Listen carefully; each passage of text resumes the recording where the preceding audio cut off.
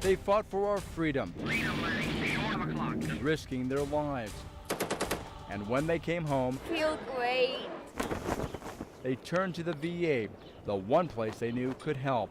But imagine their surprise when they learned their private medical records, social security numbers, and dates of birth were given out to strangers. My initial reaction was, there must have been some kind of mistake. We have replaced this Colorado vet's voice and will be calling him John to protect his identity.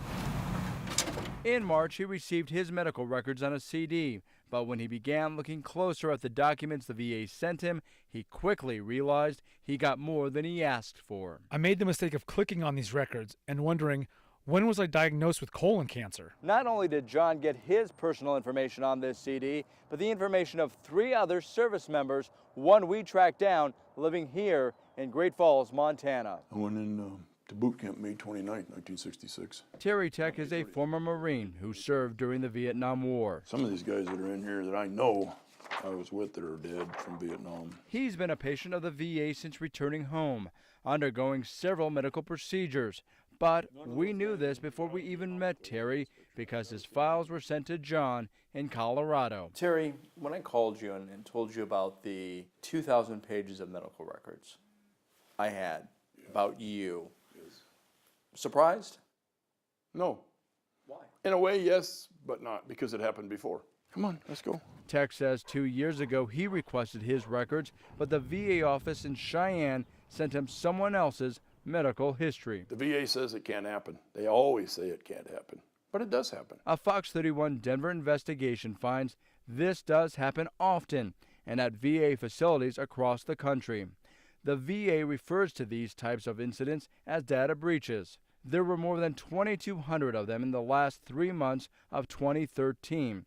We discovered the risk of identity theft is so bad, the VA was forced to offer credit protection to thousands of vets. It seems to be just systemic, just a culture within the VA that's been allowed to develop where people aren't accountable. As a veteran himself and the head of the House VA subcommittee, Congressman Mike Kaufman believes big changes are needed. Their first response is to deny there's a problem.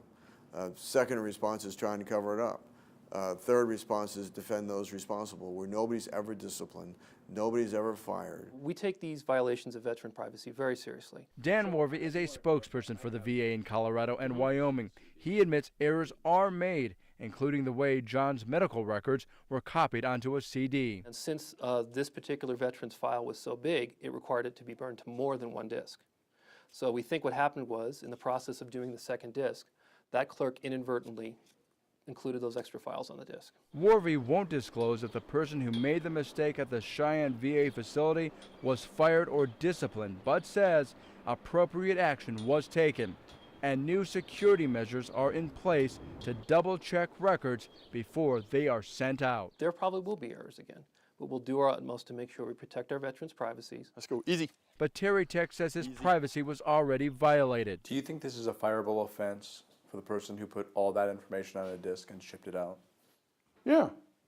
I think they should get rid of him because he's incompetent. And Tech says he has no doubt it's going to happen again to someone, somewhere, soon. Don't pull so hard. Come on.